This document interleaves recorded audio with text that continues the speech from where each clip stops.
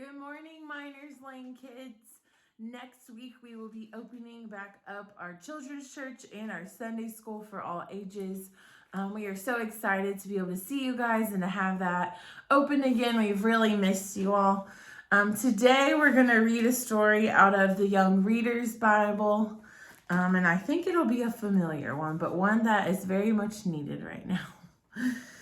A neighbor shows kindness.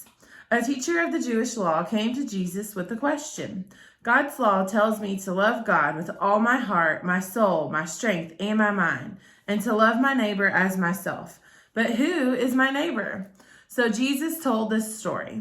A man was traveling down a rough and rocky road. Then robbers grabbed him, took his clothes, and beat him. They left him lying on the road.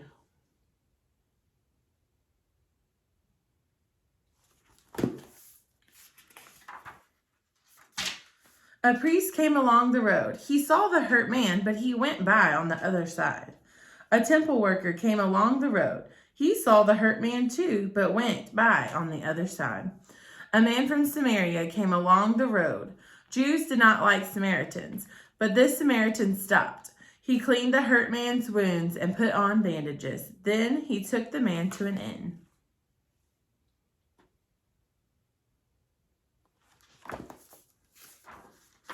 The Samaritan had to leave the next day, but he used his own money to pay the innkeeper. Look after this man, he said to the innkeeper. If you need more money, I will give it to you when I come back. Then Jesus asked the teacher of the law, which of the three travelers was a neighbor to the hurt man? The one who helped him, said the teacher of the law. Jesus said, go and do the same. All right, and now we're going to read it I'm going to read it out of the ESV version.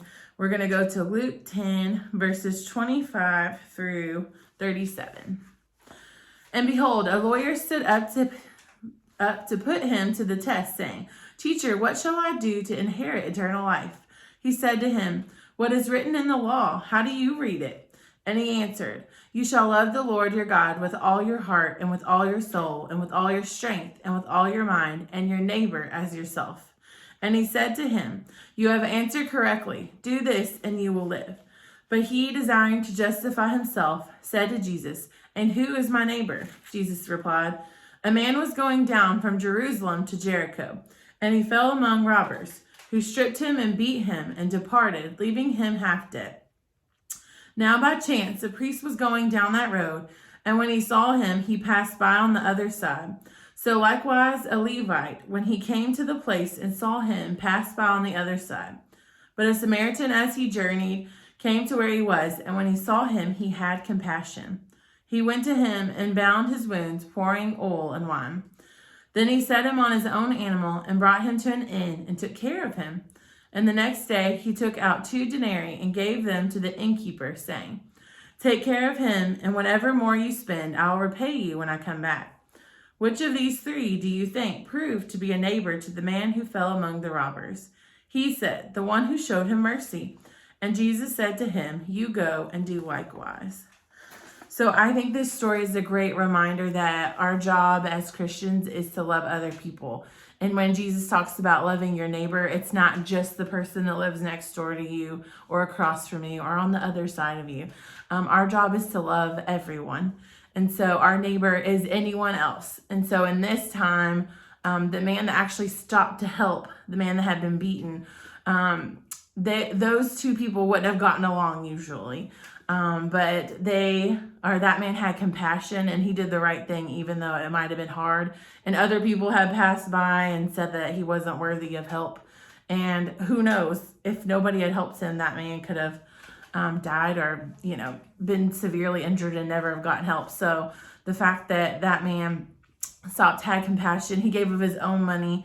He put him up in a hotel, basically, until he was able to get well again. And so Jesus says, go and you do the same thing. Our job is to care about other people, to show kindness, to show compassion. Even though they might have differences than us, our job is still to love them first. So that was a commandment that he gave us. We're supposed to love God with everything that we have, and we're supposed to love God's creation, the other people that he's put on this world with us. So We love you guys, and we're so excited to see you again next week. Miss Kay will be doing our children's church next week, and she is looking forward to seeing you all. And we are just beside ourselves, so excited to see you guys. So we love you. We're praying for you. Again, if you guys need us, you have our phone numbers. Give us a call. You can FaceTime us. We would love to talk to you, to pray for you, and just be a support in any way we can. And if your family's not able to come back yet, we understand. If there's anything we can do to help during this time, please let us know. So goodbye, friends.